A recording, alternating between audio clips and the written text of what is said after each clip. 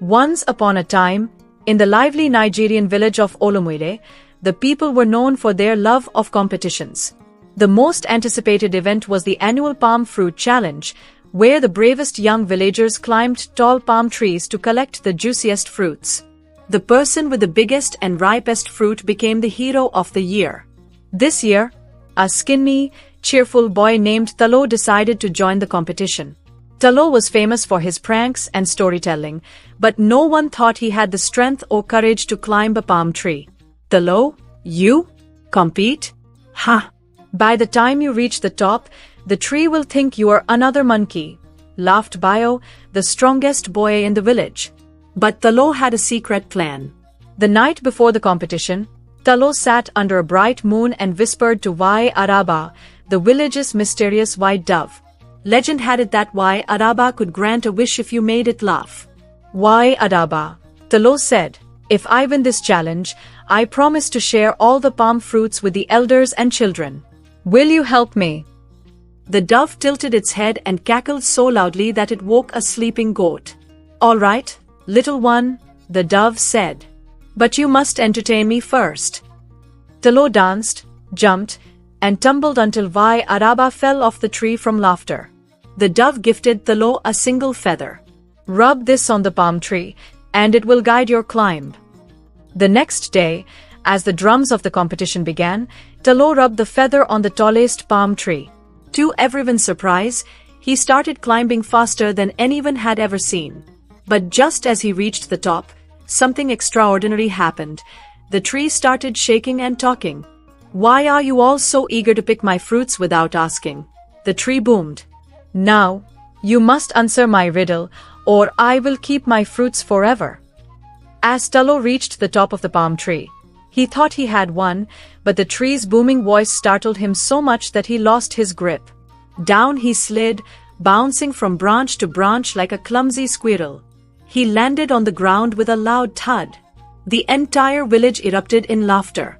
Look at him, shouted Bio, clutching his belly. Our great hero of the day. Or should I say, the falling star. Children mimicked Talo's fall, pretending to bounce on imaginary branches, while even the elders couldn't hold back their chuckles. Talo's face turned redder than a ripe tomato. Did you think this was a storytelling contest, Talo? Teased Ialaju, the village baker. Maybe next time you can tell the tree a bedtime story instead of climbing it. Talo brushed himself off, trying to act unfazed. But deep down, he felt the sting of embarrassment.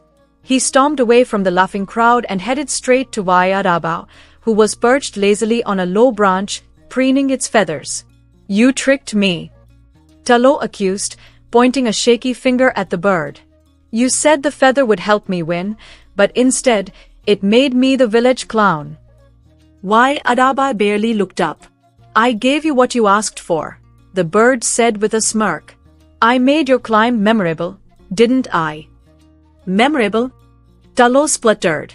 I don't want to be remembered as the boy who fell like yam from a basket. I want to win. Help me for real this time, or I'll stop sharing my roasted madge with you.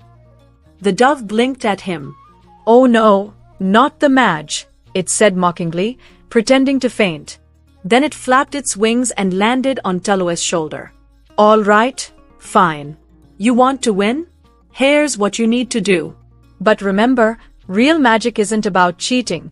It's about thinking smarter than everyone else. Talo sighed and knelt before the bird. Wai Araba, I'll do whatever it takes. Just tell me what to do. The bird leaned in close and whispered its plan into Talo's ear. Talo's eyes widened as the bird explained. It wasn't strength or speed that would win the challenge. It was something much cleverer. Talo listened carefully to Wai Araba's plan, his frown slowly turning into a sly grin. So, you're saying I don't need to be strong or fast? He asked. No, the bird replied. You just need to use your head. And maybe a little drama. The next morning, the competition resumed. The crowd was abuzz, still giggling over Talo's dramatic fall. This time, the contestants were tasked with climbing trees blindfolded and feeling for the ripest fruit by touch alone. Everyone whispered that Bio would win again, with his bulging muscles and speed. But Talo had a trick up his sleeve. When it was Taro's turn, he strutted to the starting line, carrying a small calabash under his arm. "What's he up to now?" muttered Duroje, the village drummer. Talo tied his blindfold tightly and took a deep breath. Then, with exaggerated movements, he began stumbling around the tree, bumping into it repeatedly. "Oh no! Where is the tree? Help! I think I'm lost," he cried, spinning in circles. The crowd burst into laughter. "Talo, it's right in front of you," someone shouted. Feigning surprise, Talo dropped the calabash at the base of the tree, letting out a dramatic yelp. As he, accidentally, kicked the calabash, it spilled palm oil all over the tree trunk. The crowd gasped. "Palm oil on the tree? What is this boy doing?" asked Pym, the village chief's wife. With a sly grin hidden behind his blindfold, Talo began climbing. The palm oil made the tree slippery, and though he struggled and flailed about like a fish out of water, it wasn't long before the other contestants, who had been watching, started slipping too. One by one, they slid back down, landing in ungraceful heaps on the ground. But then came Bio's turn. The crowd cheered as he approached the oily tree. "You can't stop me, Talo," Bio declared, flexing his muscles. He grabbed the trunk and began to climb, only to slide down like a snail on a rainy day. Whoosh! The entire village roared with laughter. Even Bio's father, who rarely smiled, slapped his knee.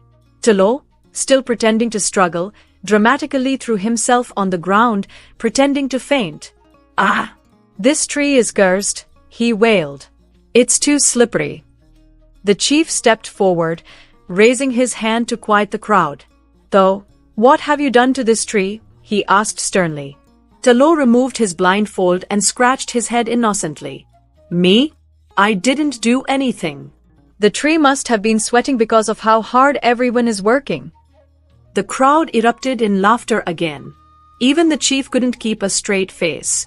All right, the chief said. "We'll clean the tree and restart the round. But no more tricks, Talo." Talo nodded, but as he walked away, he muttered to Vai Arabao, perched nearby. "All right, that didn't work. What's plan B?"